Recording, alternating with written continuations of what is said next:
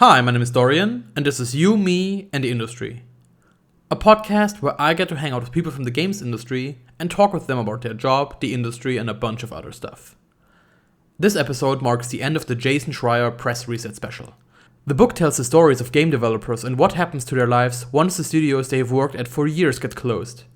This time I am joined by Joe Faulstick, former games producer at Irrational Games on Swat 4, Bioshock, and Bioshock Infinite. Joe goes into detail and shares what it was like to create some of gaming's most legendary games, how crunch almost ruined the relationship with his wife, and why he decided to leave the industry altogether. Furthermore, he shares his idea on how the industry could potentially evolve, and we both exchange our insights on Gordon Ramsay's Beef Wellington. Please enjoy.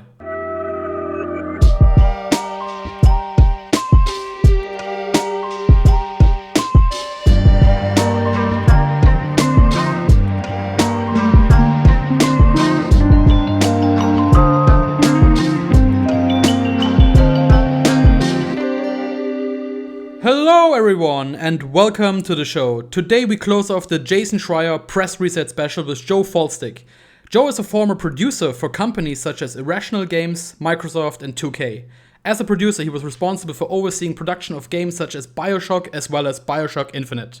He also worked on Rise, Son of Rome, the Civilization franchise, as well as Rise of the Tomb Raider. Joe, welcome to the show. Thank you for having me, Dorian. Glad to be here. How are you doing these days?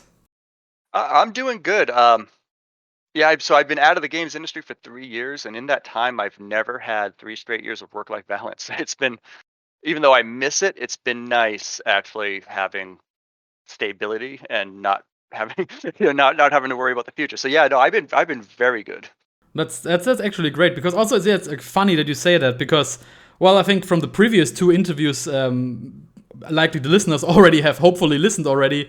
It is quite clear that there are some things afoul with the games industry, and the sort of work-life balance often came up, to be quite frank, and especially with the episode of Zach Mumbach, it was crazy to see like his like crunch time and like the working hours he put in. So I can certainly relate now more than ever with you being glad about having like a proper work-life balance, as I guess everyone should in these days.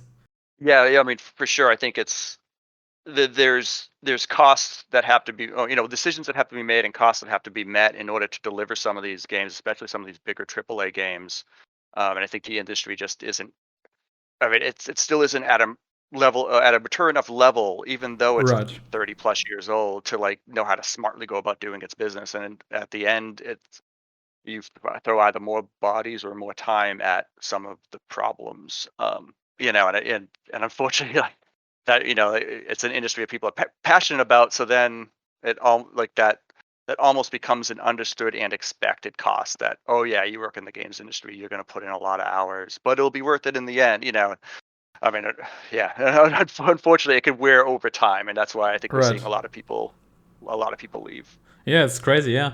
And I think it's especially great now to have like these resources because, like, to be quite frank, when I grew up, I never thought about like right up like I don't know, like 5 to 10 years ago, I never really thought that much about like the cost of making these games. It was always like like a dream of mine, like to work on a game or something to like like can you imagine like delivering something of the level of quality like a Bioshock Infinite and like be proud of what you did. But then all these like in recent times all these articles come out like mostly driven by Jason Schreier, the author of the book, and also being featured primarily in these two books Jason released in the past. It is quite eye-opening to see like, wow, this is like you would never expect, like, because you only see like the finished product, and then you hear like these like sort of I guess stories of the success and like millionaires probably, and like successes of like we were this like small underdog team and then we succeeded by pushing through, and then the reality looks quite different, like very harshly different, to be honest. Yeah, no, I do agree with the sentiment that you started with in the beginning there, of like having these avenues of information that are kind of exposing the industry a Right. bit more, like, what it takes. Because Hmm. I mean, like you said, when I first started, I mean, I knew people made games. Someone had to, but I Right. think I started QA at Atari. Very very similar to Joe Cordera and his answer. I was listening to the podcast the other day, Mm-hmm. his episode. Yeah, I was like, I remember there was the Beverly Atari studio in Beverly, Massachusetts was around. I think if I'm remembering correctly, and I I hope I am since I'm being recorded, but I think they were originally Hasbro Interactive, like the Hasbro board games, like digital Mm-hmm. company. This is back like late '90s, early 2000s, and then Infogrames, French publisher, purchased them and then became a company. Anyway, I Mm-hmm. remember they were in the area, and like I found out ad hoc that, oh yeah, you can get a job testing video games at this building in Beverly, and I just didn't believe it. And I think a year or so later, I ended up applying when a friend of mine applied and Mm-hmm. got the job there. But before that, yeah, I mean, like I didn't know what the path was Right. Yeah. Totally. to get a gigs, and let alone have any insight into what it would take to to actually produce or develop Mm-hmm. or make or publish a game. Right. But now you've got colleges that will give you degrees in it, and they cover everything from the business side to character animation to to pretty much every discipline. And then you've got Jason Schreier and his reporting, as well as reporting of other journalists, other books. And so I think we're at a point where there's a lot more there's a lot more wealth of information. Mm-hmm. Yeah, so I agree. I think I'm glad that it's starting to also shine a flashlight on the actual cost of doing it, and Right. not just money, but the actual Exactly. time and effort. Yeah. Yeah. Exactly. Yeah. And as it is courtesy here with Yumi and industry, I usually let the guest bring a topic to the show. But as the other Joe recently did, Joe Cordera, Joe also decided to pick a topic that is highly ingrained into this topic. So we will just, like last time, just put it in the end, and we will see again what the topic Joe chose this time will end up being. So all like last time, you will all be kept in suspense for the remaining hour or so. And I hope you can maintain it, because this next 60 minutes conversation will be highly interesting. I am quite sure of it. But you need to be patient with the topic. So please brace yourself. And you know what? Let's just start off with something fairly general. I also asked the other guests related to the book by Jason, and it is the question of like, how did you end up in the book? So I imagine the answer is probably very similar. So I I can't remember if Jason and I had ever interacted prior to that. Mm-hmm. When he was with when he was with Kotaku before that or not. I know I've interacted with a lot of journalists, kind of in a like PR support role Right. on Yeah. part Yeah. of, I would be in charge of like a lot of the demos for the games we worked on, like especially at Irrational Games. I did all the Mm-hmm. Bioshock demos and the first few Bioshock Infinite demos. By demo I mean like what we demonstrate to press or for Mm-hmm. video, for E3s and stuff. I can't remember if we had met before, but I know we got in contact. He had reached out at different times, like when Irrational Games closure was happening. I think even prior to that. And I know I declined to speak to him for during those events because I just didn't really feel like I had anything to offer then. But then when after his first book came out and he was starting, he had reached out to me, and I had already left the industry, and I figured, what the hell, I'll talk to him. I can control what I say and what I offer up. So I mean, I wasn't worried about breaking contracts or anything like that. So yeah, Right. he had Yeah. reached Mm-hmm. out to me originally. After he had reached out to me a few other times. He was interested in talking, kind of primarily about the Irrational Games experience, because that's that studio's closure was a big part of the book. Yeah. But Right. we talked a little bit about just the industry in general. I think a lot of his other guests were developers that either broke off indie after the studios fell, had issues or not. And I believe I was one of the few, if only ones, who came strictly from a production point of view, and not Mm-hmm. just production, but on the development and publishing side. So Right. Yeah. being on both sides. Mm-hmm. So we talked a little bit about that perspective. And so yeah, he reached out because he wanted to get some of that insight. And yeah, so that's how we started. Mm-hmm. Yeah. Right. And when the book released, you stated that back at the time you weren't quite sure about leaving the industry, but reading the book sort of helped you find confidence in your decision. And yeah, at one point, you even wished that you had made the decision sooner to leave the industry. So yeah, in general, so what was it like to read part of your story inside the book, and also all the other stories featured in the book? Well, so it's funny. I'm going to parrot Joe Credera from last episode and say, like, I wasn't expecting to be as present in the book. I think I was anticipating a few quotes here or there. I think one of the chapters is like the bulk of my contribution. It opens with the bulk of that. No, not the entire chapter, but it opens with.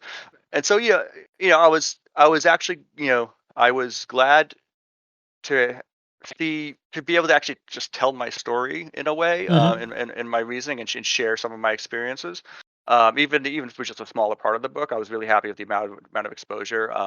And I was really happy. I thought Jason was very, very fair, very great. He quoted exactly as as I spoke. So I mean, he represented what I said very well. So that was nice seeing that as well. Yeah, to touch on.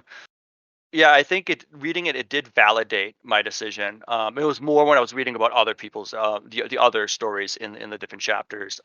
Both the ones like Forrest Dowling and Gwen Frey, and everyone in that group. I'd worked with them at Irrational Games, so and seeing like their move to indie, which was something I was thinking about doing instead of leaving entirely, like it helped paint the picture, like of like my decision versus theirs. Not that they're very successful, and I'm really happy for them, but like I knew I wasn't ready to go up with that challenge versus Right, yeah. going to a new industry.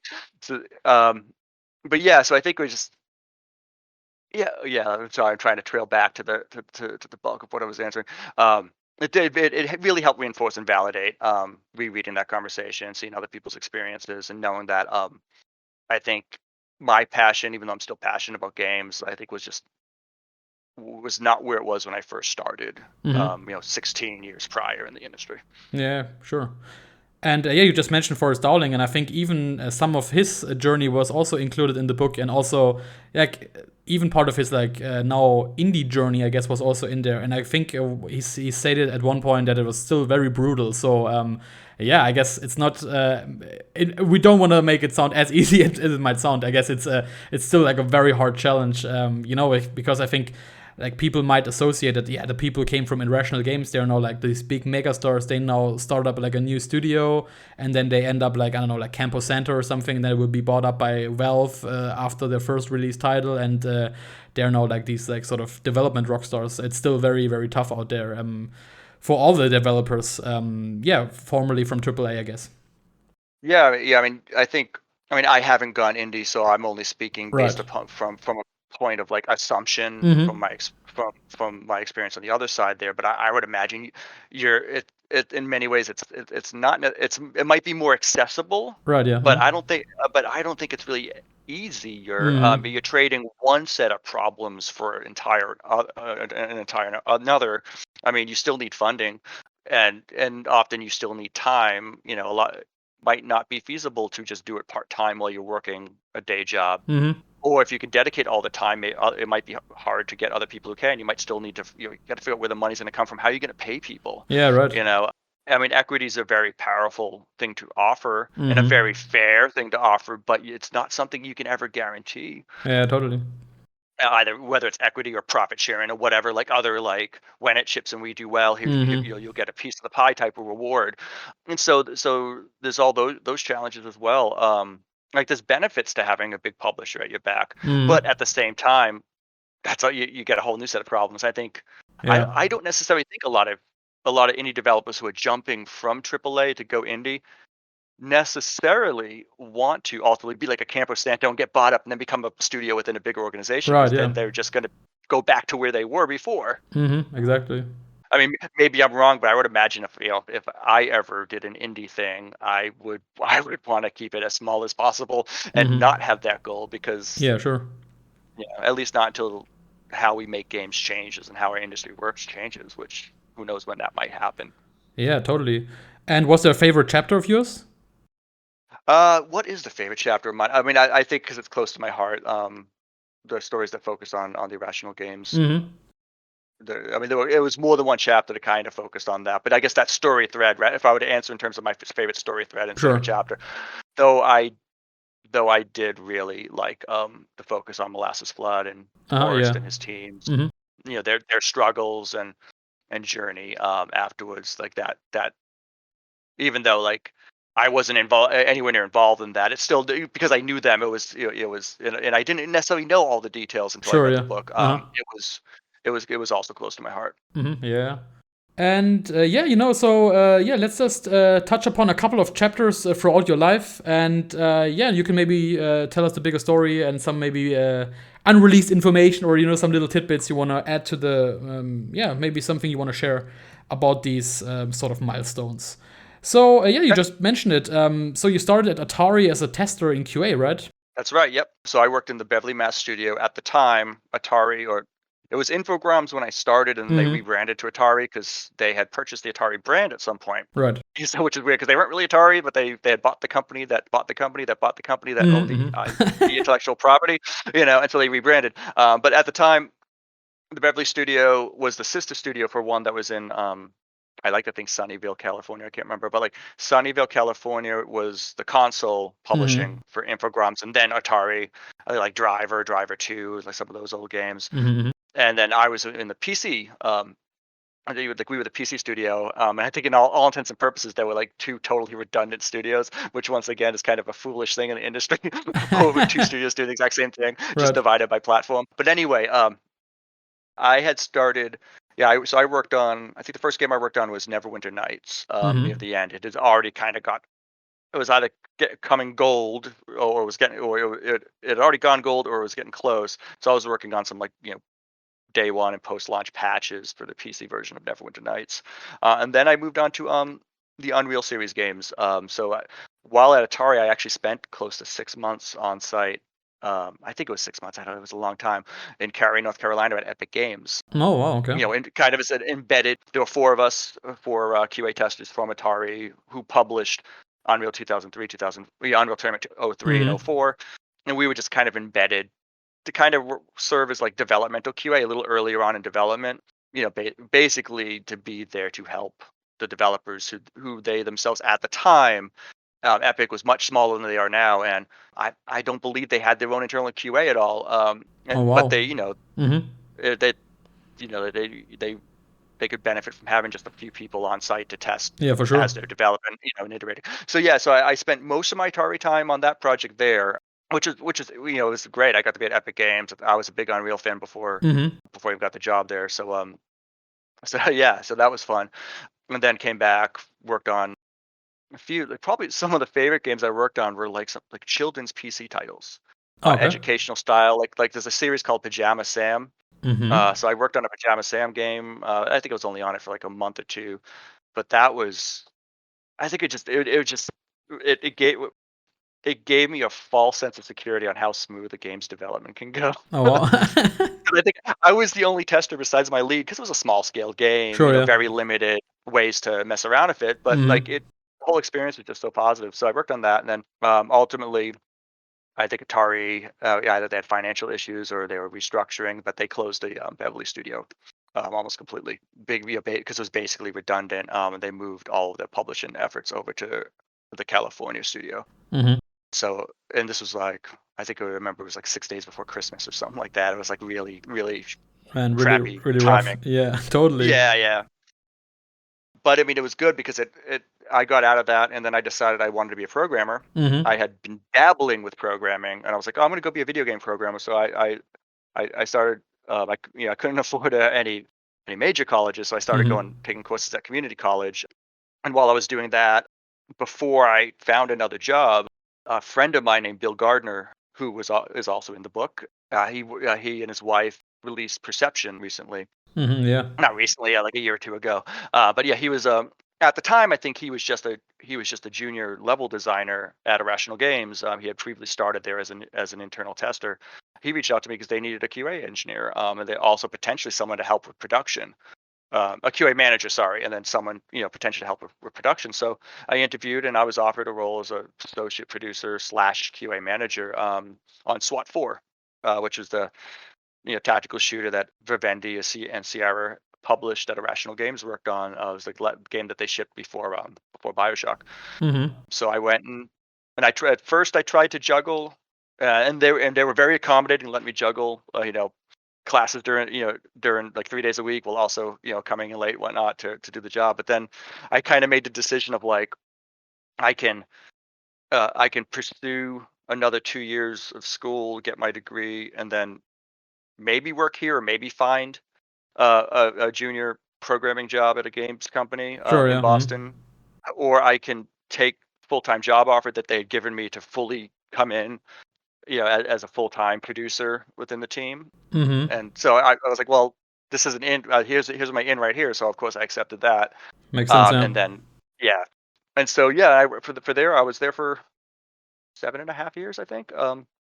Through SWAT 4, through the short period in between, kind of doing what I could to assist remotely Australia's projects, which they had worked on, Tribes Vengeance, Mm-hmm. and then for the Freedom Force sequel. And then we had a few internal prototype types of things that we were shopping around to try to while we were still independent, to try to lock down what would be next. Mm-hmm. Yeah. And one of them would ultimately become Bioshock, and like a deal made with 2K to do Bioshock. And then we were about 30 people maybe when SWAT 4 shipped. And then I worked with Alyssa Findlay, who came on as the lead producer, executive producer. I was the only other producer at the at Irrational at the time, and we kind of Mm-hmm. worked together to try to build up the team and work, and then we kind of worked together to try to help drive the production of the game. And and so I probably learned more on that project about what it really takes to make a creative work. Sure, yeah, yeah. Yeah, yeah, I think, and what opened my eyes when working on Bioshock was, I mean, SWAT 4 was a very creative endeavor, and it was a very, one of my favorite games. But I think from an experiential point of view, it was easier to know what we were doing right during development and what we were doing wrong, and what the fun would be. I think the vision was just clearer. Yeah, right. Um, Mm-hmm. yeah, okay, I mean, I think part of it is just because the concept of it was more straightforward. So, Right. um, It's quite narrow. Like it's a police game. You have to be part of a yeah, SWAT force. It's not like you could be a magician or you could be like I don't know, like a beast tamer or something. You could be anything. yeah. We want the focus. We want the focus to be on less than lethal. Right. Yeah. And so the game's all about that tension of like, can you, Yeah. like, is he going to draw the gun? Is he not? Like how can we safely, Mm-hmm. stop this situation without just shooting them? And but framing any game development decision around like that kind of core vision and philosophy was a bit easier, at least in Mm-hmm. my opinion. It was still Sure. challenging. I'm not saying it was easy for us to make that game, but then you come on Bioshock, we don't even know what it is, Yeah. Yeah. Totally. and so Mm-hmm.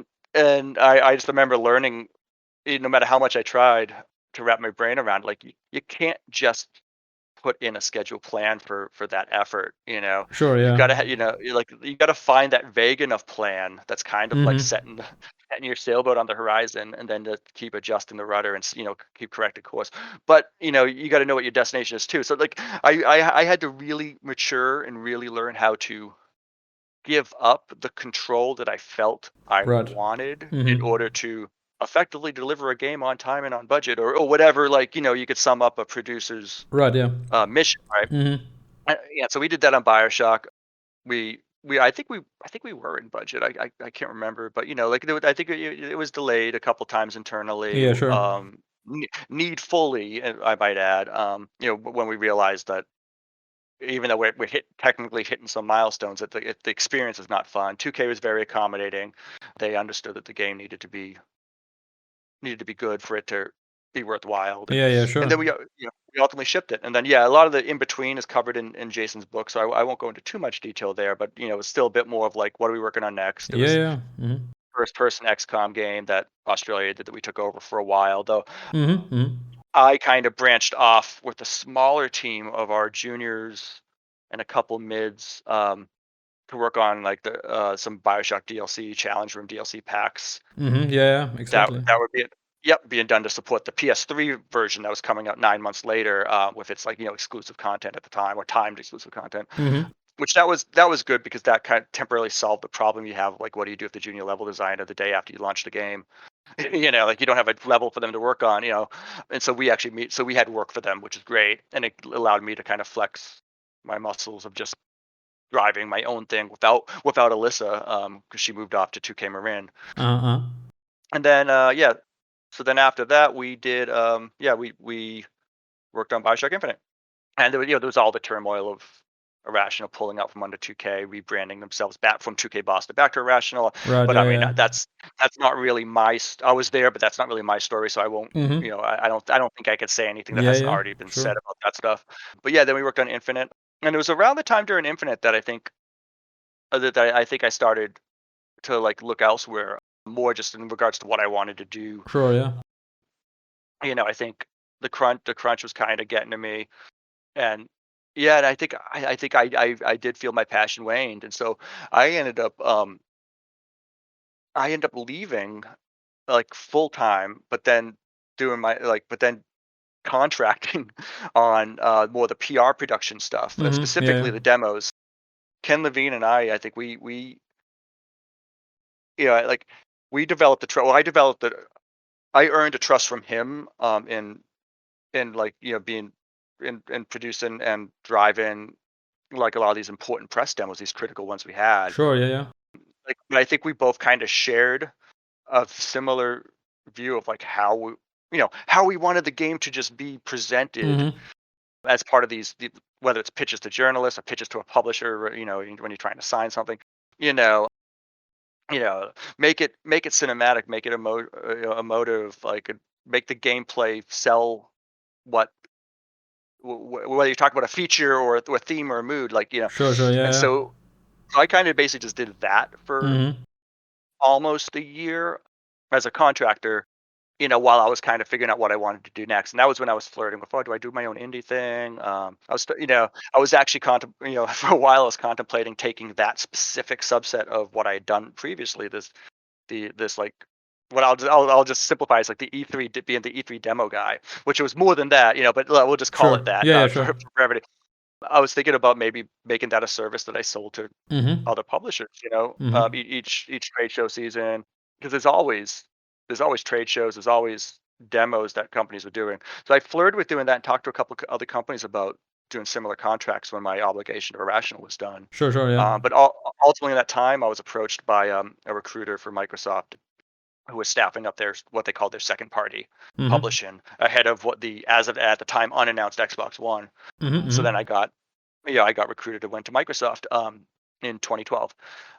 And so yeah, so I went to Microsoft. I was a publishing producer. The first game I worked on was actually not Sunset Overdrive. It was oh, why am I forgetting the name of it? I think Rise, you worked on Rise, right? And Yeah, yeah, but not Quantum Break. I Quantum worked on Break, yeah, Quantum Break was exactly. the first game. Mm-hmm. Yep, yep, with Remedy in yeah, yeah, with Remedy, and then I worked on Sunset Overdrive.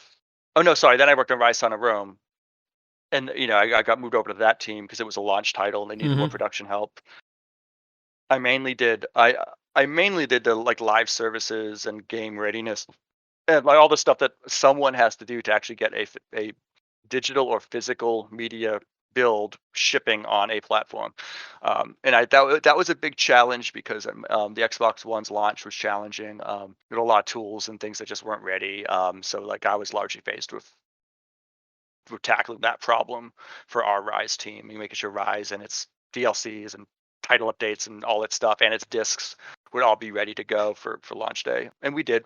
Mm-hmm. And then I moved on to some Rise post DLC and then on to Sunset Overdrive. And then after Sunset Overdrive, Microsoft, who had acquired Nokia, the big phone company, they had this they had this huge phone company, and the phone's no longer going to be a big important part of their business. Mm-hmm. So they leveraged that as an opportunity basically to do a whole restructuring of their organization. And I think 11,000 people got laid off, I think, Mm-hmm. across all of Microsoft, and I was one of them. And so yeah, so I got laid off. Very quickly found a home with Crystal Dynamics. Not at the same time as Joe Cordera though. He and I overlapped. I mean, we didn't overlap. I mean, we missed each other, I think, by a year or maybe even Mm-hmm. less. So I worked there on Rise of the Tomb Raider. that was the first, at Rise of the Tomb, that was the first time I started raising the question in my head of like maybe the games industry isn't for me Oh wow, anymore. okay. That early, yeah. Yeah. Yeah. I mean, well, this was 2014 Oh yeah, now. sure, yeah. So yeah, I mean, like I have a 4.5-year-old son now, Mm-hmm. but he wasn't around then. But I was happily married, with my wife who was ever patient, traveling with me from Boston to Seattle to now down to San Francisco for Crystal Dynamics. She kept the jobs working remote, but it was still, like she was still patient and very supportive and following along. And I'm just like, Mm-hmm. well, I'm like, what happens if Crystal Dynamics doesn't work out, and or we ship the game and we're a large development team and they have to lay us off, and Yeah. like all the what ifs would enter my brain. I'm like, Yeah, right. I'm a games you need one of me for maybe every, I don't know, 20, 30, 40 other programmers or content creators or whatever. Mm-hmm. You don't need a producer for every developer. Like depending, on your structure, you might need more or less or whatever. But like there'd be fewer opportunities for me than if I was in another a discipline. But I didn't really feel at the time that like another discipline, even Yeah. programming, was a viable option to pursue. And so I started looking for like, how can my project management skills Mm-hmm. be brought elsewhere? And part of that was largely driven by my experience at Crystal. It wasn't very positive. I uh, I remember feeling conflicted because I felt that development team was one of the most talented Mm-hmm.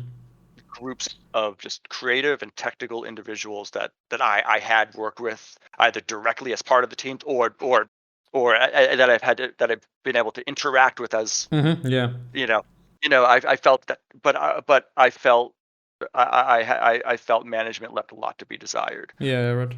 and the culture that permeated down from there. And I remember my first day. I'm in California. I just drove down that weekend, 14 hours, with a parrot. Like I had a little green Chicago Yeah. parrot Mm-hmm. in the back seat, and my friend Kim, who took the ride with me because my wife had to stay to prepare the move. I just drove 14 hours and saw my friend up at the back of the airport. I'm staying in an extended stay America like crappy motel, and I walk in, and the very first thing I'm kind of greeted with is, oh yeah, we work, we're on an on week, so we're working all 7 days, 2 weeks on, 1 week off, Jesus, 12, yeah. 14 hours. And I'm just like, what? Wait, like we're not. This game's not shipping. Like there's no release date's not announced, but this game's not supposed to ship for like 2 more years. So a Right, year and yeah. a half or two. Like what? Like, Crazy, yeah. and it was just, and yeah, there were other elements that that I've heard of change for the better, which is great. But at the time, it just wasn't the right fit for Mm-hmm. me. Right. And I specifically felt. I mean, as someone who's socially anxious and doesn't always come across in a calm and Mm-hmm. reassuring manner, which is really what you need to as a project manager. I felt that like I couldn't necessarily navigate the political waters of the upper management as well as Mm-hmm. I would have needed to in order to be able to have any effective change. Sure, So yeah. the short term, I did my best to protect the teams that I managed from the effects of the crunch. I don't think I succeeded as well as I would have liked to. Mm-hmm.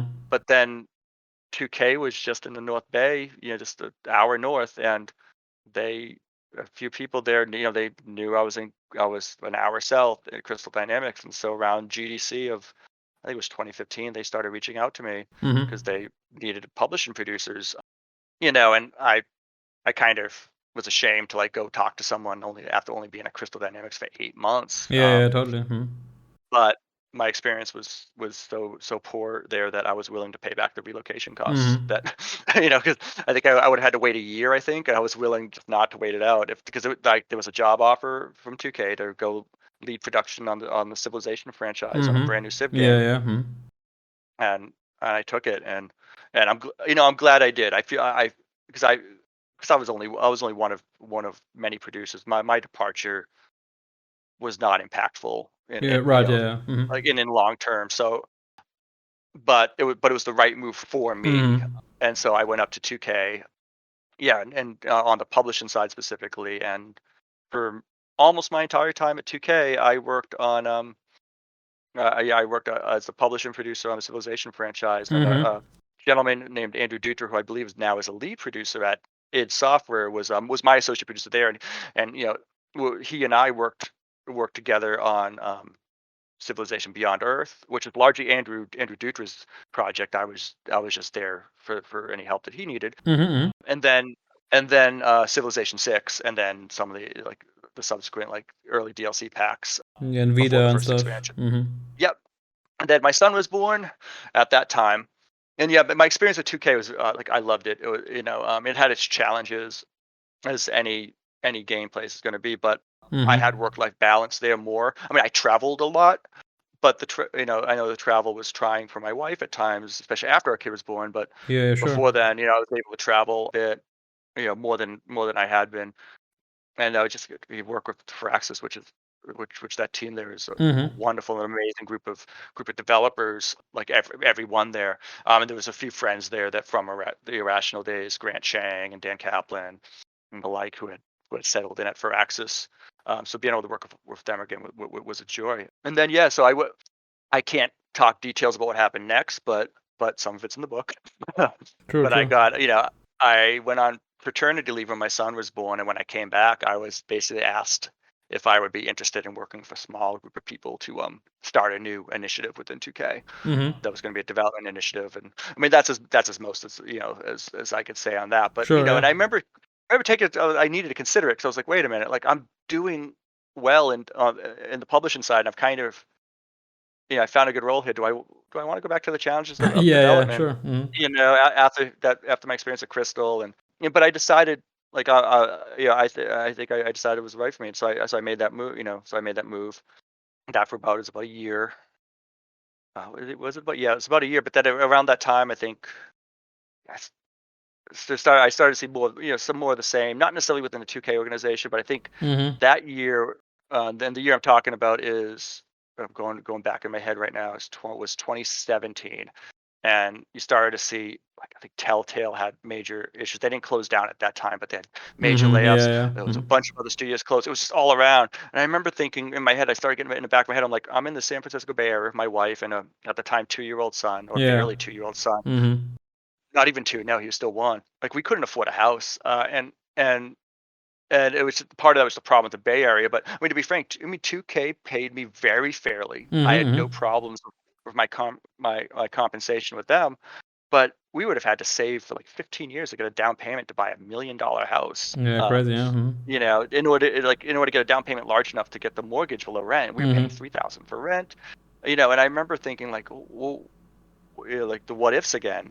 What Yeah, if right. this what we're working on doesn't work out, or Mm-hmm. I mean, given your past, it's quite understandable that these what ifs are coming up into your mind. yeah, now instead of just me and my wife, it's me and my wife and a kid, Right, and yeah, we yeah. we started Changes looking to settle everything. down. Mm-hmm. Yeah, so I ultimately made the decision to pursue programming outside of the games industry. I Mm-hmm. had, Mm-hmm. as a hobby, I had been dabbling with some more web development, going back to my programming passion, Right. and then and I took some extra courses just to ramp up on like the latest technologies, Mm-hmm. and then and ultimately we ended up moving back to the Cary, North Carolina area where Epic Games was, just because I had family there too, and we didn't want to go back to Boston winters, and it was Mm-hmm. kind of Mm-hmm. Right. equidistant with like all our family on the East Coast. But because it was a great tech hub, so we moved out there, and I've been working as a software engineer now ever since. Mm-hmm. Mm-hmm. Yeah.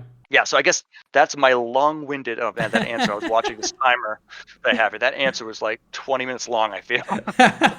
That's totally fine. I wanted to touch upon a lot of these myself, so you've already done quite some work for me, so that's perfect. And yeah, you were just touching, you were just talking about some of the milestones with like Bioshock development and stuff. So I might jump in a little bit here and there from some of the stuff you just mentioned. So for example, for the Bioshock development, I think in the book it is quite well or quite explicitly stated that in the beginning it was sort of like really chill and like 2 years of like trying to find out what's fun. And as you just mentioned in the beginning, it's like really difficult to find the fun in the video game. So like how do you schedule fun? Like how do you know like this mechanic will work out in the game and so on and so on. And but I guess there's like this sort of very harsh difference between like having like a sort of relaxing time during the development and like finding out what's fun with like Ken Levine and all this stuff, and then like going into full blown production with like crunch and like mandatory 12-hour days, 7 days a week, working schedule. So like how do like what was it like to live in this sort of like very harsh two phases, I guess? It's interesting because I feel like the finding the fun, it doesn't stop when you're in production. Right. And the finding Sure. the fun is a big driver of the crunch, in a lot of ways. I think early on, yeah, like I'm trying to remember specifically. I'm trying to separate Bioshock Infinite from Bioshock because they were too similar, but it's still different development. But, because Irrational was at two totally different points. Sure. So I'm trying to separate my memories of each. But early on, for both, really, it's still kind of this Wild West, and it's understood that it's Wild West. Sure. I believe for Bioshock we did have like penciled in somewhere on an Excel spreadsheet calendar like what the desired release season would be. Not maybe not specifically like a day date, but we knew it was going to be like Q3 2006 or 07 or whatever. Like we knew roughly, Sure. and that's where we kind of formed our schedule.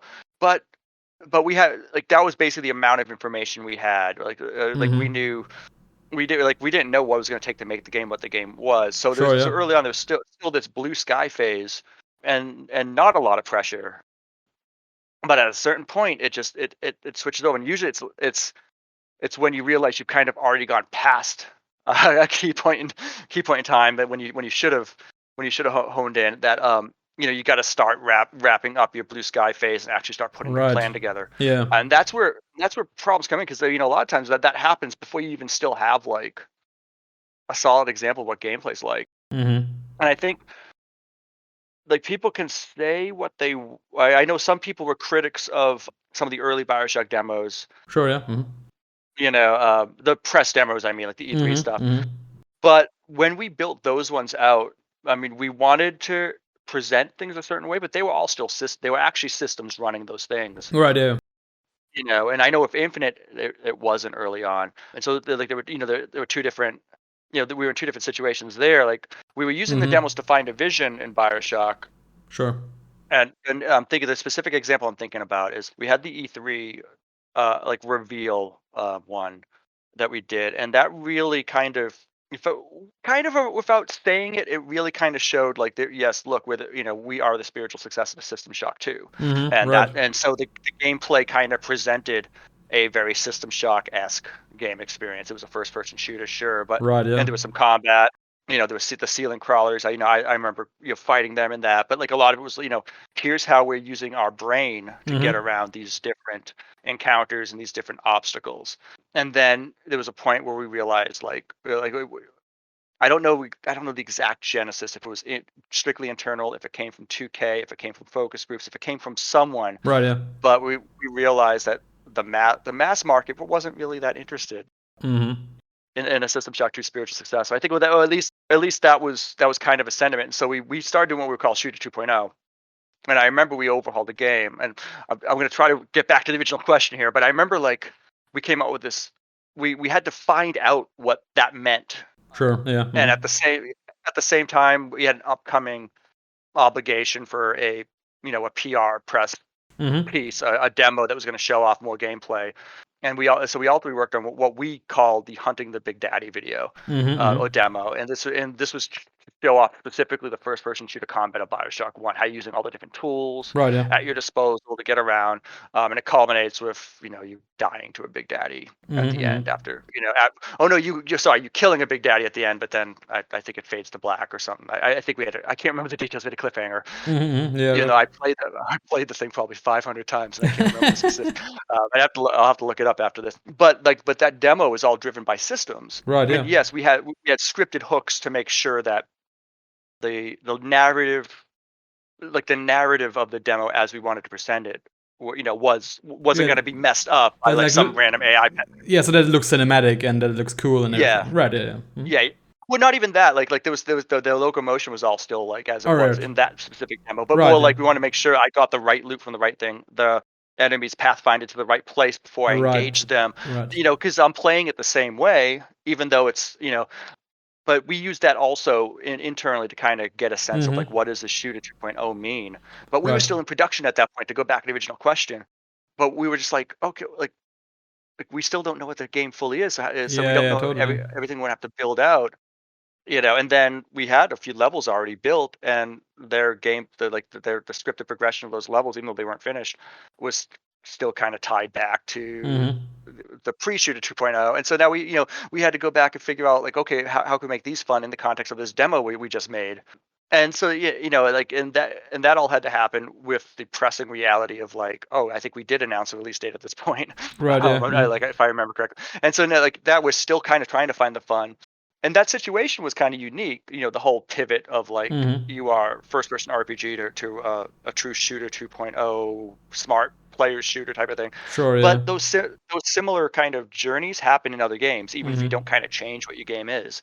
You might like you might get your game to a point that, like, you won't know if your ideas are fun until you've got it on the sticks and you're playing it Yeah, yeah, totally. on the Mm-hmm. mouse and keyboard for PC players. Then you're like, okay, this is okay. It technically works. Mm-hmm. It's what we set out to do, Right. but it's not amazing. Right. And also it means like it has to be fun for like 20, 30 hours. It can't be just like Yeah, fun for 5 minutes and then you're like, well, okay, this is like kind of redundant and I need to move on to something else. right, exactly. I mean, like, I think nowadays more 6-hour games Exactly, yeah. are there. I think they're more successful now, and I think I hate to say it, I think a lot of it is because more people are getting their games digitally and not from Uh-huh. GameStop. Right, yeah. I think I don't know the exact numbers, but I know in 2007, 2008, like, Bioshock One was one of the most lucrative pre-owned titles at GameStop. Uh-huh. Which is the American retailer that specializes in trading games and stuff. And that was just because it was a game you could beat in 6 to 8 hours, single Yeah, player yeah, only, right. no Mm-hmm. multiplayer. But yeah, I think you can get away with it more now. But even still, yeah, yeah. I mean, to go back on, like you could be in production and still have to answer these questions. Sure, sure, yeah. And I think it ties in with some of the challenges that I just had as a game producer. Not the challenge of how do you solve something creative, Mm-hmm. which is still a huge challenge, and that's where the fun is. But it was more, how can you convince, whether it's people on your team, but more often the people above you in management, or the people who are the powers that be, the financiers, the publishers, or whatnot, that it is a subjective endeavor, Right, yeah. and Mm-hmm. you can't necessarily plan every monthly milestone feature, or Yeah, yeah, right. whatever they want to see in order. They're challenged with, like, how can we make sure we're returning on our investment? We're Mm-hmm. paying hundreds of millions of dollars. How can we make sure that that's going somewhere? So they need to see stuff and see progress, and not always experienced developers themselves. They Mm-hmm. don't really, they're challenged on, like, being able to visually see progress from one, I don't know, milestone to another, one Right, milestone, or yeah. like whatever it might be. So that's just a natural conflict. Like, both Mm-hmm. sides are right in their need. But that was basically the problem I ran into there. Like, I remember just working with a lot of people who thought that they could solve it with math. They Oh, thought wow, that okay. they could, like, I'm fudging the numbers, but I mean, it might take a week of solid creative concept work to come up with a concept for the Big Daddy character, Mm-hmm. Mm-hmm. and another week to prototype, another week to put in the, to build the model, another week to animate. That doesn't mean in a month you have a Big Daddy that you could throw into a game that's Yeah, fun. exactly. Mm-hmm. You know, but you can't just look in the future and say, "Oh, yeah, it's gonna take us probably 3 months of just, like, Sure, yeah. messing around, see how Mm-hmm. this works with other AIs, how it works with the player, Right, yeah. tweak it, focus test and all that stuff." Like, you Yeah. don't know that. Yeah. You have to look at your past experiences and judge, but Mm-hmm. Right, yeah. you can't schedule it. Yeah, yeah. Quite tricky, yeah. And so they and so that was part of the problem there, is, like, I Mm-hmm. felt there was, the word that always came back to me was impractical. I always felt that, like, the stage that was being set for a lot of the games that I'd work on in Mm-hmm. development, the stage being like, here's the time, here's the budget, Sure. here's all the stuff, was impractical compared to the vision we wanted to acquire. Mm-hmm. Right. And in those cases, one of two things needs to happen: either the vision needs to change, go smaller, Sure, yeah. or Mm-hmm. less complex, whatever. Whatever the game, whatever the nature of the game might be, like, the vision might have to change to accompany Mm-hmm. the constraints, or the stage needs to be bigger, and neither one is always possible, and so that's just where that the conflict was always there. Yeah, But I yeah, right. found more often than not that conversation would never happen. It was just always, oh yeah, we're gonna go through, we're gonna do it, we're gonna ignore the problems and not see the problems till we get Mm-hmm. at them later. Then you just end up crunching, Sure, yeah, and right. yeah, and I think when you're crunching, the one thing you're not doing is actually like doing the iteration that makes games game of the year quality. You're usually crunching just because you needed 10 features in, but you can only get 6 in if you don't crunch. Right, yeah. Or it's just too unstable, you need to fix the bugs, Mm-hmm. Right. or you're trying to get the barest level of polish to get it up to an acceptable level that you're finally kind of proud of, but you can't make it awesome. Yeah, Or sure. very rarely can you. I feel more often than not when you're in that, and that's just because of producers like me who aren't practical about the situation and Mm-hmm. don't schedule it Right. right, or the people above us or around us who see the problems but don't call them out. Yeah, totally. And yeah, so it was challenging.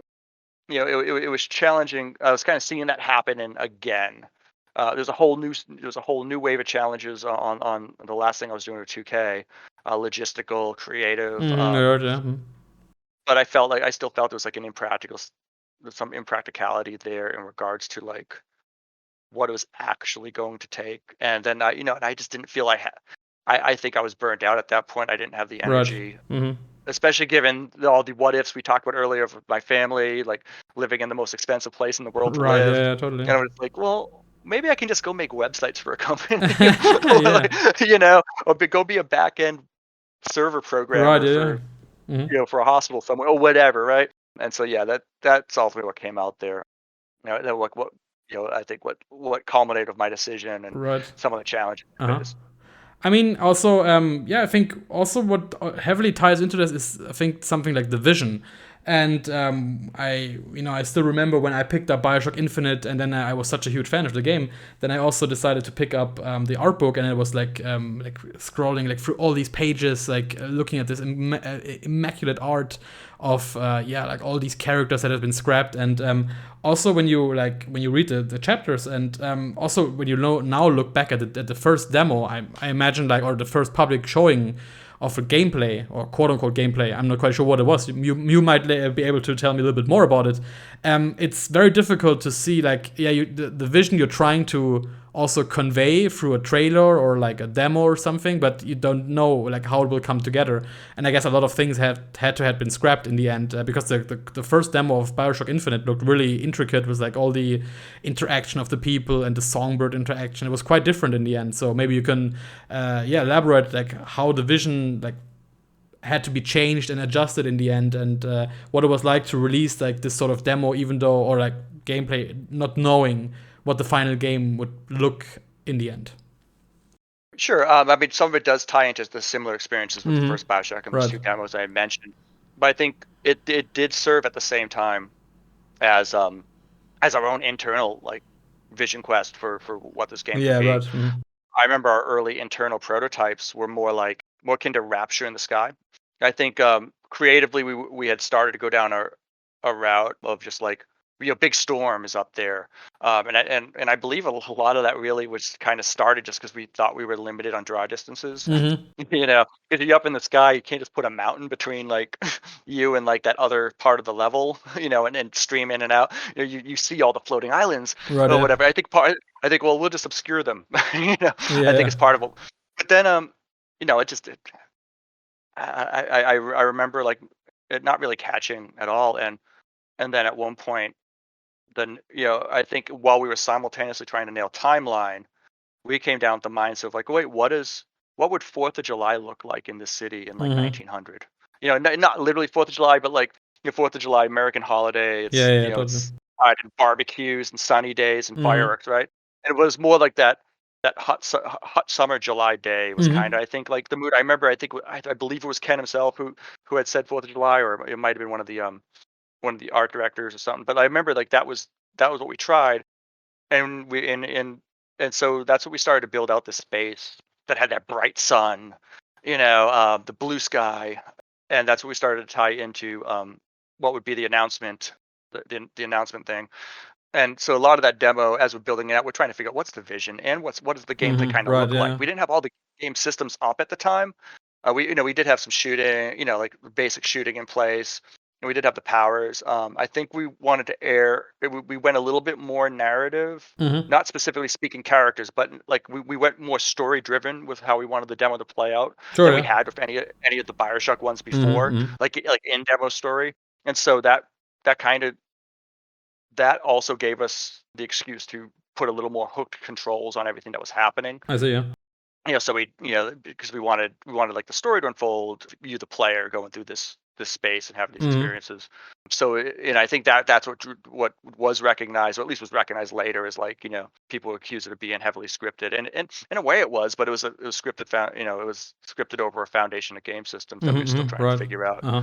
But I remember, it was a vision quest internally, and but when we did nail it internally, like I think that was the first time on Infinite's development where everyone was kind of like, "Oh, so that's what we're building. Okay, I'm on board." Oh, yeah. Mm-hmm. I remember personally, I remember feeling that as it was coming together. There was like, I think we were a month out from showing it in New York, Mm-hmm. and I'm playing through like like an in progress version, and I remember just feeling like, "Oh yeah, like if this is the game we're making, like I'm sold, I'm on board, and I'm gonna love Mm-hmm. Mm-hmm. making it."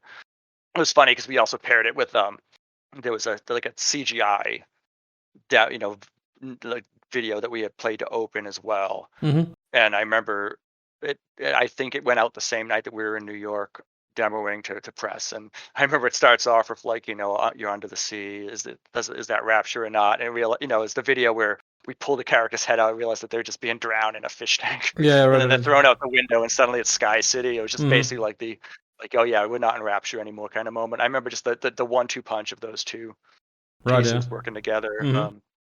It was great. Yeah, and so we did that one, and then we definitely were more gameplay driven Mm-hmm. Right. in the later demos.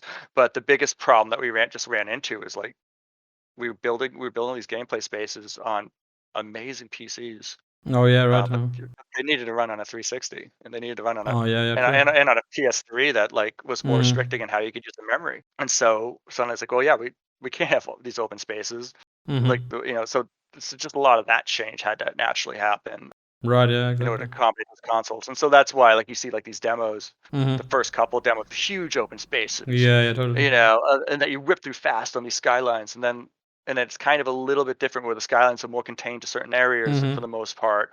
Like, and those changes are just like, would just natural requirements. Mm-hmm. And I think, like, I don't think that's a problem. Like, me personally, I don't think that's a problem. I think it's a problem if you communicate it as one thing, Sure. which maybe we kind of did in a way, maybe. But yeah, I mean, part of it, like most games, if you see this, like they all have to make some concessions as Yeah, long as yeah, they're not true. false. Mm-hmm. I don't want to call out other games that Yeah, yeah, right. have kind of vocally made promises that they never delivered, but Mm-hmm. as long as you're not outright doing that, you don't. I mean, you don't want to be deceptive, and our goal was never deceptive. Those Okay. Yeah, demos, sure. Mm-hmm. like a lot of it was more like like this is the vision as of now, and oh Mm-hmm. great, we can't really do this as much. Okay. Yeah. Yeah, some of those later demos that were after I had left. Oh, yeah, The okay. last demo I worked on, I can't remember if it ever was released or if it was just for a private event at Sony. Mm-hmm. I honestly can't remember. And like it was for the most combat heavy demo that we did. Mm-hmm. And Mm-hmm. I remember just like it was actually to the point where like it was difficult for me to make it look good every time I played it, and I only had to make it look good once on Yeah. stage at a Sony thing, because Mm-hmm. I had to get a couple of rapid headshots. And we all know what it's like to watch your friend play a video game when you're Right. sitting on the Yeah, couch totally. next to them. They're looking everywhere. That's not a joy to watch. Right. Yeah, But I had exactly. to make it easy to follow and stuff. And I remember like I did it. Like I nailed it. But yeah, that was the last thing I worked on there. But there were a Mm-hmm. few demos afterwards that I think it started to rein more into the true game you were going to get You're right. Yeah. versus what Mm-hmm. was before. Okay, yeah. And yeah, to wrap off the Bioshock questions, and before we move over to our yeah, the guest topic, I wanted to ask, like, yeah, like, what was your like interaction with Ken Levine? Because in the book, and also, yeah, like given Bioshock Infinite and Bioshock One, you can quite clearly see that he's like a true visionary, and in the book, it is, yeah, described quite vividly, like what kind of, I guess, designer or like creator or visionary he is. So, and yeah, I guess you at one point said like, yeah, he's like you had like a sort of good relationship between the two of you because he trusted you with things. But also in the book, it stated that I think you can't. I think it is quoted like there's a certain number of times you can get yelled at by Ken Levine for screwing up or something before you decide to leave. And like what was it like with a person like Ken Levine to work with? So I'll preface everything just because in my social anxiety, I know I'm probably gonna not word something the exact way I want to. But I'll preface it by saying like I love Ken Levine. I owe my career to him. He put a lot of faith and trust in me early in my career. Sure, yeah. Trusted me in producing SWAT 4. I was the only producer in the studio there Mhm. while he worked on making sure that the company had a financial future after SWAT 4. That's a lot of trust to give to a 23, 24-year-old. Yeah, totally, yeah. Like the reins of your company's, like your studio's main game, at least the production of it. So like I owe a lot to him personally. I think, yeah, I mean, we had ebbs and flows of getting close, not close during my time there. I mean, we were never friends outside of work, but that's not really the type of person he was either. But he was very demanding and very challenging, and at times, I felt, I felt he crossed some lines with behavior, both towards me or people around me, that went beyond just being a demanding creative visionary. And I think I think he recognizes that as well. I think, yeah, I think part of the biggest challenges was just being able to find the way to say no to him without saying no. Right. So, and a lot of it was not even so much resisting, like what if it's an idea that's untenable or something, that it's not even so much resisting the idea, but trying to talk through with him, Right. get a better understanding of what the problem, trying to solve what the idea is. And like what I would try to do, and a couple of the other producers would try to do, is like kind of leverage the other, like we were producers, we're not making code or content, but try to get the other creatives too to like diagnose, okay, well, what's the problem we're trying to solve if we can't do this thing? Right. But it was some, early on, like I think it's easy just to say, yeah, you're asking for something that takes 10 months, we have 4 months, so no. But like that, he doesn't respond well to that, Right. Yeah, totally. Huh? because when you do that, you're basically telling him, okay, well, like the creative ceiling of your vision is now going to be just a little bit lower because of that one Yeah, single word I just like due said. to money and time, I guess it's restricted. Yeah, Like, yeah. yeah. I mean, yeah, but due to very real limitations. Exactly. Yeah. I mean, I felt as a creative, you're brilliant, one of the best in the industry. But I don't think that's refuted by anyone. I did find internally, when I personally thought he was the best, was when he was editing the work of the other people in the studio rather than draft. And I have a quote. Jason quoted me exactly as I said it on our call. Yeah. Right. I can't remember the way I worded the quote, but I basically said something along the lines. I felt he was a better editor than an author, which when I read it back, I winced because I'm like, oh, that came across like totally a different tone than I wanted. Right. Yeah. What I mean is, like, I've never seen anyone else in any since then, take, kind of come up with like, here's my vision goal for, like, let's say it's a gameplay level that has a big set piece, right? And kind of go through the process of, getting the gray box that's crap, or the first pass that's crap, it's just not good, but be able to, like, because maybe a first time junior developers working on it and they don't know all the tricks or whatever, and then be able to take that and direct them and mold them and work with the art director, the design director, audio director, everyone else, like, and turn that into into a great vision. Right. Or even more so, take the content that's created by some of the best developers that I've ever worked with, and still find a way to direct them and milk that extra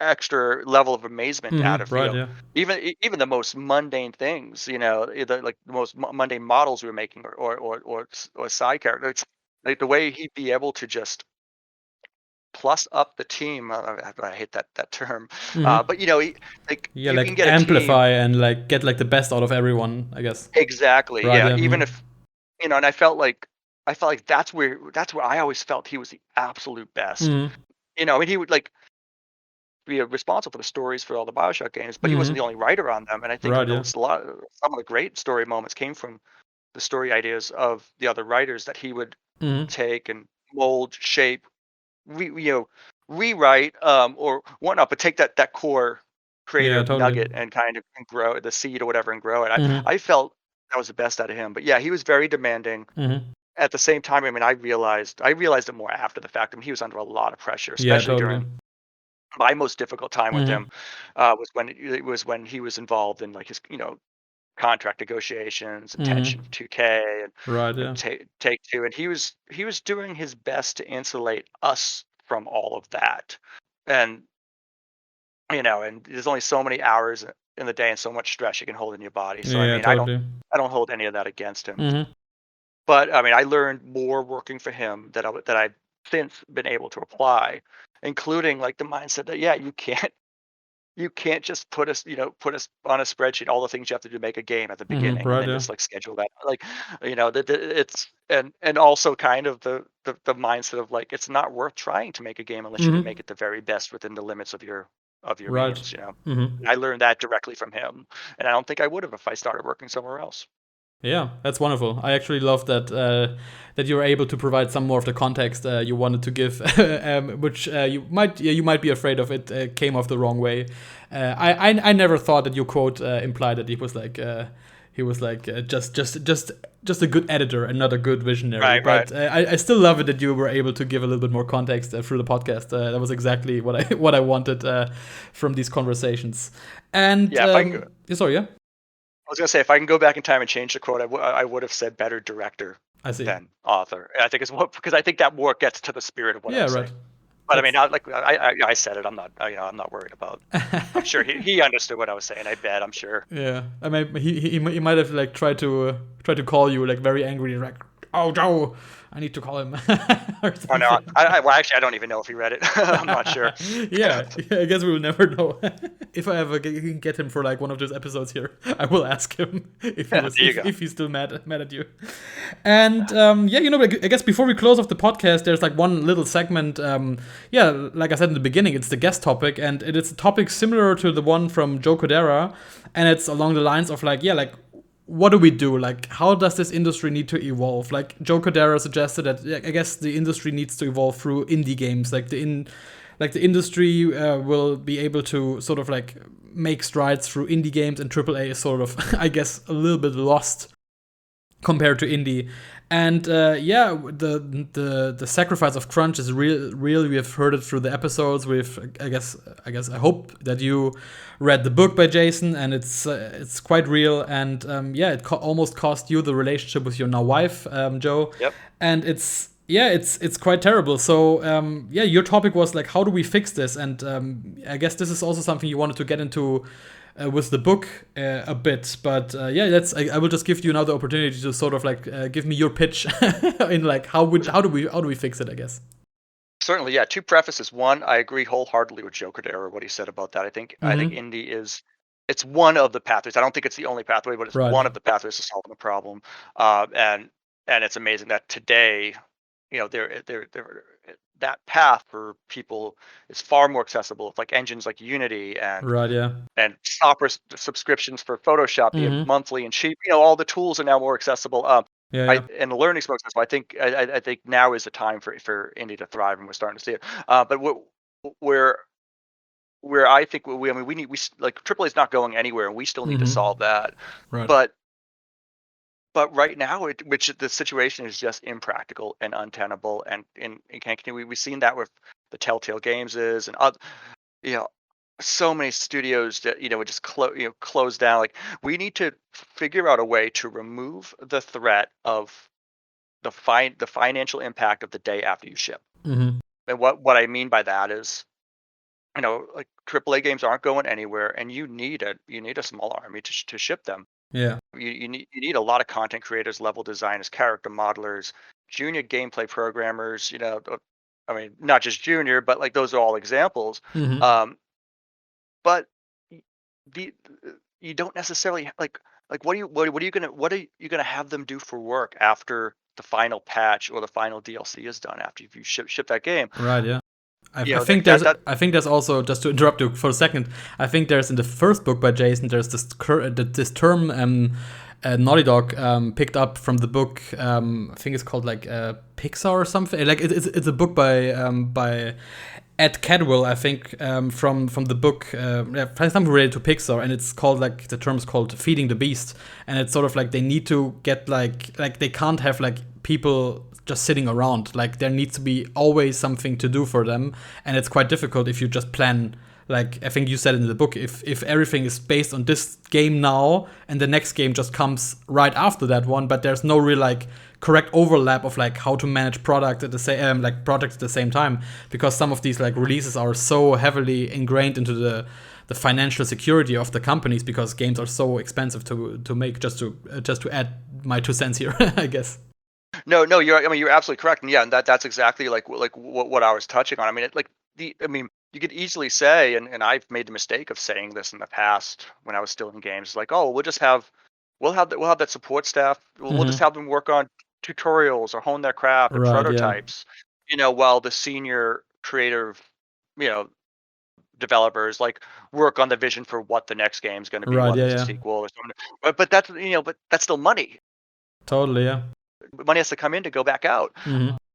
I mean, not even to go into the complications of like businesses, like how profit and loss gets calculated on title by title basis. You're not Yeah. even Right. counting for all that stuff. Like, what sounds like the right answer is actually still not practical. So like what I talked about a little bit with Jason, and I'm probably like I'm probably completely wrong here. So this is I'll label this an opinion piece, but I think we do need to look closer at Hollywood. And Okay. this was like the topic that that we discussed briefly before we started. Like I think I think games right now are more akin to where Hollywood was in 40s, 50s, 60s, Hmm. where like one monumental team of people were responsible for financing and actually developing, releasing, publishing like these movies, and it was Right. very hit driven. Movie studios were rising and falling almost at the same rate as video games back in that Hmm. day because they were very hit driven and they needed that one hit Right. to finance the next several duds. And a lot, and then they went through a creative trend as well where like they would start to emulate the other hits because they need to have a hit. And so Right. there was a while where there wasn't as much risk being taken, but ultimately like you had these situations where the the same grip or the same camera person, the set builders, they were all part of these same big studios. But if you look at Hollywood now, it's not the case. Right. Yeah. Like the staffing for, I mean, the staffing for the company within Disney that manages like the Marvel universe, I Hmm. imagine, is a fraction of the size of every body that has to come together to actually make one of those tentpole Right. Yeah. huge Marvel experiences. And that's a lot of it. A lot of it's because they've restructured throughout the years, the decades, Right. to Yeah. do their business in a way that kind of tries to offset as much of that creative and financial risk. I think you see stuff like Bad Robot, J.J. Abrams. He's got his little production house, but you know, Yeah. it's not them who build sets. It's not them who does the digital effects for his movies. You know, it's obviously not. It's not even. It's not even them who maybe even sources some of the talent or markets or any of that stuff. Or like his contribution is like one part of the big element, a really important one because he's the director and the creative figurehead of it. But meanwhile, the people building the sets, they'll build a set for the Force Awakens or Right. whatever, and they're done building those sets. The 3 months of shooting or 4 months of shooting, or but I'm making the numbers up. I don't, this is where it goes opinion. Like they're done. They're already moving on to something else. Hmm. And what some other movie that needs sets building. They're not releasing that movie and then laying off all the set builders because they're not ready to start working on a sequel yet. And that's kind of like that's almost like the oversimplified equivalent of what is happening now with a lot of these big studios in games. Hmm. Is they're still working the other way. And changing to the Hollywood model can't happen overnight. There's so many Right. Yeah. factors from a business point of view. But you definitely need more people like what I was, producers, just to organize if you're Hmm. splitting your game across 10 different places. But I think of companies like one of the companies that was labeled in the book was a Disbelief. Steve Elmore, Steve Anakini, Hmm. and their group, they had branched off originally from Midway. They joined us at Irrational Games. And then they branched off after Irrational Games closed and they formed Disbelief, which primarily they offer their technical services to game companies, Right. Yeah. to yeah, mainly to either offer their experience and guidance or to maybe offset Hmm. deficiencies in the tech teams of some of these studios. Because I think the Steves and their colleagues have like a billion years of technical experience in the industry. I love those guys; they're great. But I mean, that gives me like why can't like that seems to make sense to a lot of people. Like it's hard to hire engineers, so like, well, there's this whole we could have studios of engineers that we contract and only pay Mm-hmm. for where we need them, and then they can roll on to the next thing. What? But what's stopping us from having a creative director, say like Ken Levine, Right. Yeah. and who has a small studio, a small subset of art directors and Mm-hmm. content creators, a small subset that can move on and lead the creative of different companies. Meanwhile, you have other places that will be like the outsource houses of yore, Yeah. Right. Mm-hmm. but more involved in the day-to-day development rather than just throwing stuff, making a list of stuff and throwing it over the Mm-hmm. wall. Like that would be the actual, like, the modelers, the animators that maybe will be freed up to move on to the next thing when it's ready. Right. You Yeah. know, uh, like, and why can't we move more? Like we're starting to move in that direction, but you still have these big companies and I've worked for them, and I know that their vision is not any longer. It doesn't look any longer than the current thing and when it ships. Mm-hmm. That's all they're looking at. Like I've seen companies that have built up a whole new studio, built up a whole new engine and tool set and Right. pipelines to release a single game, but all that P&L is your profit and loss is tied into and Mm-hmm. now at the end of it, they ship this game and it's considered a failure because it's got all this extra cost. But they don't look at the situation and say, "Oh, wait, we've got established content pipeline, engine, everything all in place. Yeah. Right. Why we Yeah. Mm-hmm. we can go right into building the content for the Mm-hmm. sequel. Oh no, we're not going to make the sequel because there's a failure. Oh no, and also yes, we have to lay off these content creators because we don't need a junior whatever Right. Yeah. when we still don't know what our next game is. Meanwhile, they're burning a hole in our pocket. Mm-hmm. Like I've seen them make True. those. They don't look at the long term. Part of it is you touched on it from a mental bandwidth, financial bandwidth, or just logistical bandwidth. A lot of these games are so big, unless you're Ubisoft or Mm-hmm. Electronic Arts, not every company has the ability to like divide their dev team into two or more project Yeah. teams. Right. Mm-hmm. Not when the one's crunching because because their schedule is bad, and producers like me didn't do a good job setting it up. Like Yeah. you don't, like you got to pull all hands on deck for that, so you can never focus on what's next. Right. And Yeah. so I think we need to start looking at other industries and how they go about offsetting their Mm-hmm. own versions of this financial risk. And Hollywood's just the closest comparison. I mean, I I like to imagine it has a lot of the same creative challenges that games has. We like ours. I think is a bit bigger because you're not interacting with the movie; you're just Yeah. watching Right. it. For the moment you're interacting, it's a whole new set of factors that gets Mm-hmm. introduced that ties to the experience. But they still have the we film this entire scene and it's not a motive enough. We need to reshoot now. They still have those problems, Mm-hmm. but you don't see movie studios going out of business now. Yeah. Right. Yeah. You know, so I think that's the solution is somewhere there. Mm-hmm. And whether it's more companies like Disbelief, maybe through other disciplines like design and audio and art, Yeah. Right. content Yeah. creation, Mm-hmm. even creative direction, like maybe they branch off a bit more, um, you know, and the companies that are financing them are smaller. The publishers can be a bit smaller. Hence, they themselves aren't put at risk as much because they're only paying for the pretty much the active pre-production and development. Like maybe there's got to be something there that will make it better. And I think, I Mm-hmm. mean, maybe that won't solve crunch because that's still a planning issue Right. of a complex creative, endeavor. But hopefully, maybe we'll offset the you did a great job. You just shipped this Yeah. amazing Yeah. game. Mm-hmm. Oh, we're sorry. Like we don't have we don't have a role for you anymore because you're a junior animator. We're not going to have a character that we need Mm-hmm. animating for at least 9 months. This is going to offset that. Yeah. Yeah. Or Totally. you know, um, Like mitigating risks. Yeah. yeah, mitigate it a bit. Like, oh yeah, maybe Mm-hmm. go take 4 or 6 weeks while we line up our next gig or something. Like maybe that's what you hear instead. Go Right. Yeah. take a vacation. You earned it. Mm-hmm. But yeah, so I think that's kind of like my opinion of like where we have to solve it because AAA is not going to go anywhere. As I Mm-hmm. I think I've said 30 times now. Yeah, it's not going anywhere. Right. Yeah. You know, and yeah, we got to evolve. I mean, the technology is already going to start to evolve. Mm-hmm. Who knows if consoles will be a thing in 10 years, right? When almost everyone's streaming or something. But Mm, yeah. like, and Right. so business models are going to change anyway. We Mm-hmm. have to be flexible and look at try at how we could be different too, and in order to embrace those changes and offset that risk, so that people who make these great games don't get fed up and go work elsewhere. Yeah, right, totally. And while you were talking, I actually remembered the book title. It is called Creativity Inc. By Ed Catmull. It's also a book that Jason mentioned in the first book he released. And wise words by Joe in the end. I hope the industry will become more sustainable. AAA will learn its lessons, and less people have to feel the urge to or the need to leave the industry altogether, like Joe did in the end. And I guess this is the end of the episode. But of course, it wouldn't be a typical episode of mine if I wouldn't have asked one. This is the way I wrote it down: a random stupid question.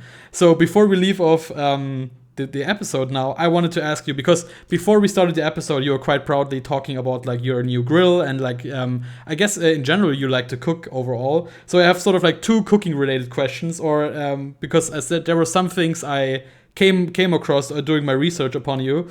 And the first one was what is your gripe with plain oatmeal? My gripe with plain oatmeal, it is boring. It is absolutely now. Since I griped with plain oatmeal, I've discovered a love for overnight oats. Oh, okay, But okay. I just put honey or cinnamon in that, and I can make it taste like anything. Nice. A lot of fruit and all that stuff. But yeah, I think it comes back to we would crunch a lot, and this was both Atari, where we had to work a mandated 60 hours, and at Irrational Games. And I think like one of the common kitchen like stock foods is just the packets of oatmeal that you just add the hot water from the water machine to. Damn, okay. And I okay. just like when you're there late, or you can't, you already spent too much money on lunch that week or whatever, Right, and you just need yeah. a snack when you're at your desk, like I choked down so many of those things. Then eventually the maple and brown sugar flavor's gone, so you're getting into the apple cinnamon, and it tastes, and it's even worse. And Damn, okay. that's my gripe. Yeah. Oh, I didn't expect that it would be tied. It would tie back to the game development thing, but even better. Yeah. And the final question is like, I saw that you once made a beef Wellington. So like in case Gordon Ramsay would now come over for lunch, would you be able to make a proper beef Wellington for him? I would, because that one I made was his recipe. Oh. He released a YouTube video Right, yeah. that was like the Christmas beef Wellington. Right, yeah, and I exactly. followed that to a T. Now I didn't execute it the same way.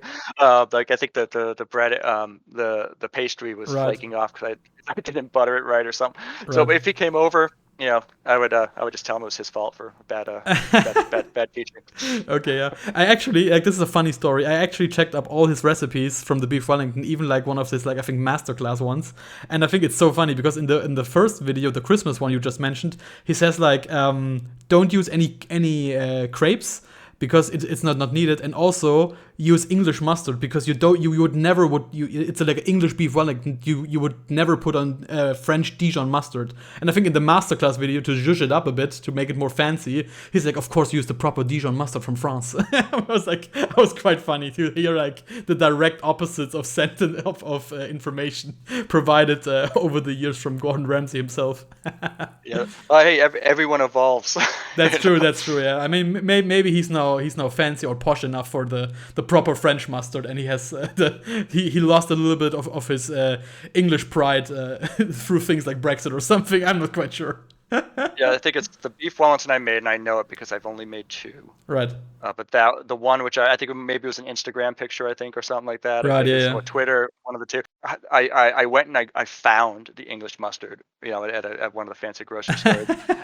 Then I used it for that, and it was great. And then it sat in my fridge forever because I didn't have a use for proper English mustard after that. When I made it again a second time, I think I used Dijon, because I'll use Dijon and everything. Nice, the real fancy way.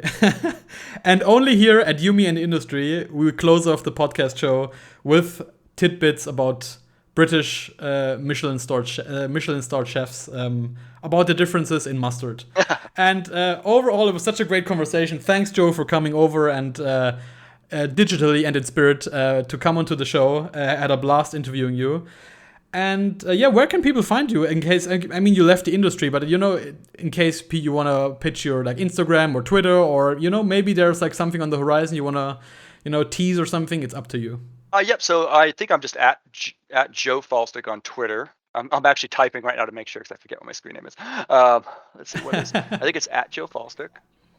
I will also put it in the show notes, so you can just now scroll down and hit directly on the follow button through Joe. Yeah, and then on Tumblr, on Instagram, not Tumblr. On Instagram, I am just J Faulstick. First initial, last name. Awesome, yeah. And hopefully, maybe, in the future, you just teased it a bit. You might end up doing something indie on the lines. You will never know. And in case, I would of course gladly welcome you back. And if you enjoyed the show, tell a friend. If you like the special, you can tag me, talk to me about it, and tell your friends. This is like still a very small podcast show, but still, like, I think this is like word to mouth is still the best way you can get your love for the show and your passion through it. And I really enjoyed doing these special episodes, and I might do something in the future similar or even like an extension of it. You never know. And if you want to follow the show, it is Yumi Industry on Twitter and on Instagram. We're also on Facebook. And in case you want to get some behind the scenes information, tag along. And there is always a little teasers there and some behind the scenes information. You can also see nice pictures of the guests. And I really enjoy doing these episodes. So thanks so much for tuning in, and I hear you, listen you, see you, something on those lines in the next episode. Take care, everyone. Bye. Bye.